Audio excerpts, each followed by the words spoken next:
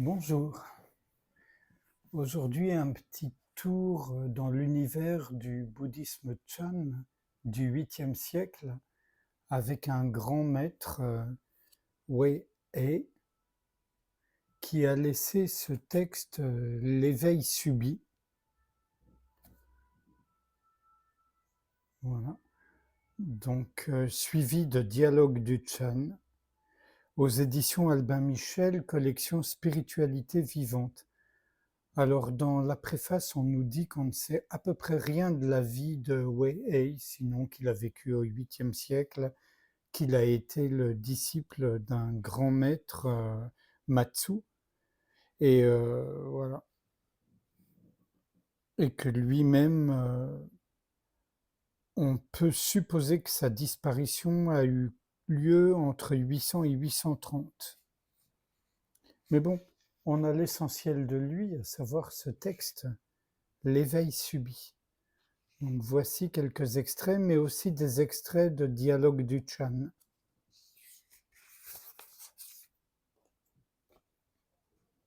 Question. Où doit se situer l'esprit? Où doit-on demeurer? Réponse. L'esprit doit demeurer dans un endroit sans demeure. C'est sa demeure. Question. Qu'est-ce qu'un endroit sans demeure? Réponse. Ne pas demeurer dans tous les endroits, c'est demeurer dans un endroit sans demeure. Question. Qu'est-ce que ne pas demeurer dans tous les endroits? Réponse. Ne pas demeurer dans tous les endroits signifie ni demeurer dans le bien, ni demeurer dans le mal, ni l'être, ni le non-être, ni l'intérieur, ni l'extérieur, ni le centre, ni demeurer dans le vide, ni dans le non-vide, ne demeurer ni dans la concentration, ni dans la non-concentration. C'est ça, ne pas demeurer dans tous les endroits. Cette expression, ne pas demeurer dans tous les endroits, désigne l'endroit où demeurer. Si on peut être ainsi, alors on est l'esprit sans demeure. L'esprit sans demeure est l'esprit du Bouddha.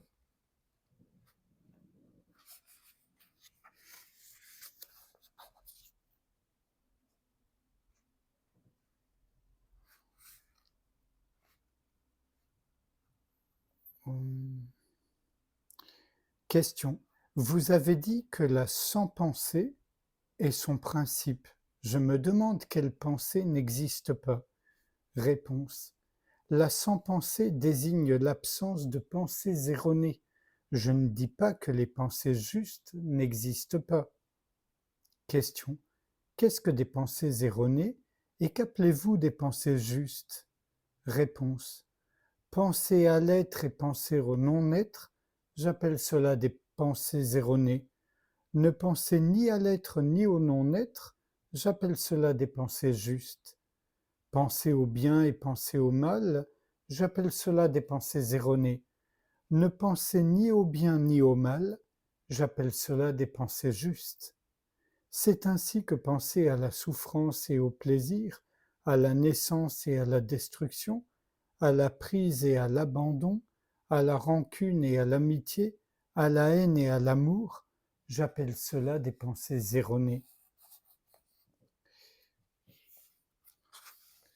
Ne penser ni à la souffrance, ni au plaisir, etc., j'appelle cela des pensées justes. Question, qu'est-ce que la pensée juste? Réponse. La pensée juste est concentrée exclusivement sur l'éveil. Question. Peut-on obtenir l'éveil ou non? Réponse. L'éveil ne peut être obtenu. Question. Si l'éveil ne peut être obtenu, comment peut-on se concentrer exclusivement sur lui? Réponse. On lui a donné provisoirement le nom d'éveil, mais en réalité, il ne peut être obtenu. Aussi, il ne saurait être obtenu avant ou après. Cela parce qu'il ne peut être obtenu. Lorsqu'il n'y a pas de pensée, seulement cette sans-pensée, j'appelle cela pensée véritable. L'éveil est impensable. Qu'est-ce que l'impensable? On est sans pensée en tout lieu. J'appelle cela la sans-pensée. Mais tout cela n'a été qu'un stratagème adapté aux circonstances, et j'ai provisoirement donné quelques noms. Toutes ces formes sont une et seule forme, et il n'y en a pas deux distinctes des autres.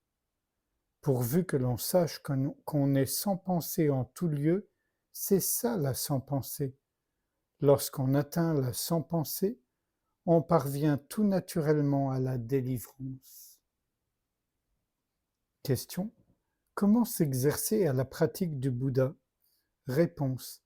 Sans l'exercice de toutes les pratiques, cela s'appelle la pratique du Bouddha, la pratique authentique ou pratique sainte.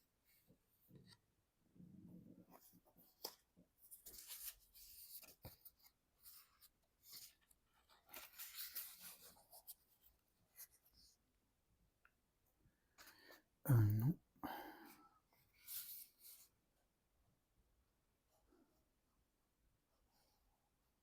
Donc c'était si vous videz la dualité, vous obtiendrez de vous-même la délivrance.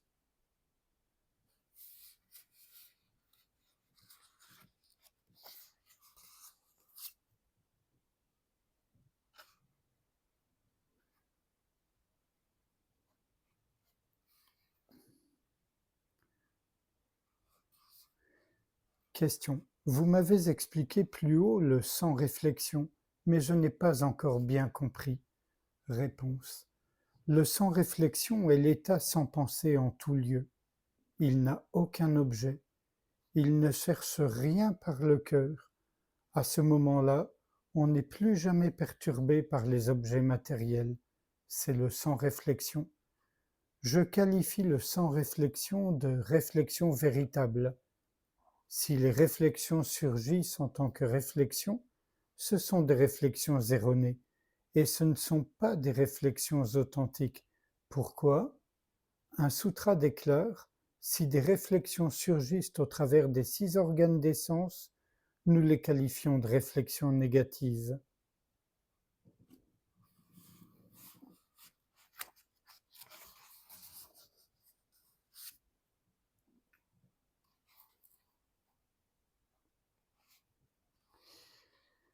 Un moine demanda: qu'est-ce que le Bouddha? Qu'est-ce que la loi, le Dharma? Qu'est-ce que le moine? Qu'est-ce que l'unification des 3 trésors, Bouddha, Dharma, Sangha? Maître, je vous prie de m'enseigner. Le maître lui répondit: votre esprit est le Bouddha. Vous n'avez pas besoin de chercher le Bouddha avec votre esprit. Votre esprit est la loi, la vérité. Vous n'avez pas besoin de chercher la loi avec votre loi. L'union sans distinction entre le Bouddha et la loi, c'est le moine. Voilà l'unification des 3 trésors. L'ornementation fleurie déclare, c'est un texte célèbre, l'esprit, le Bouddha et les êtres vivants sont tous 3 sans distinction.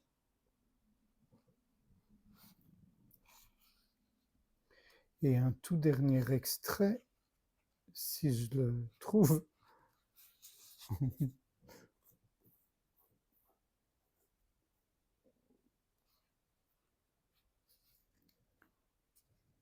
Alors que Yoshan s'exerçait au zazen, un moine lui demanda: vous êtes assis immobile et assidu, que méditez-vous?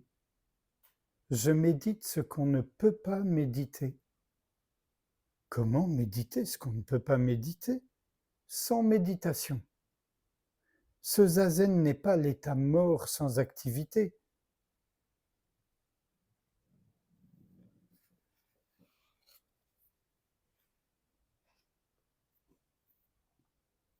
Donc comprendre dans la dernière, il fustige un peu, il se moque en tout cas des gens qui sont assis immobiles dans la posture zazen, mais qui sont là en tant qu'individus, qui ne se sont pas oubliés. Vous savez, il y a une parole de Dogen très célèbre qui dit Se connaître, c'est s'oublier. Et si on s'oublie, il n'y a pas de méditant. C'est comme ça que je le comprends du moins.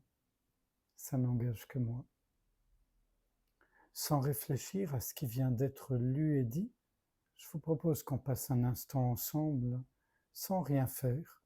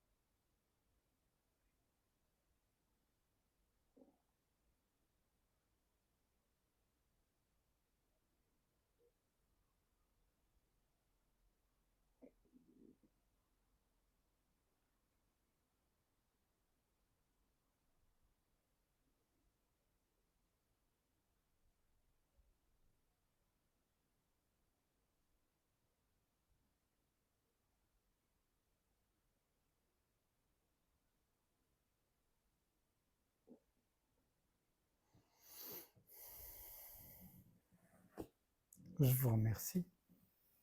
À bientôt.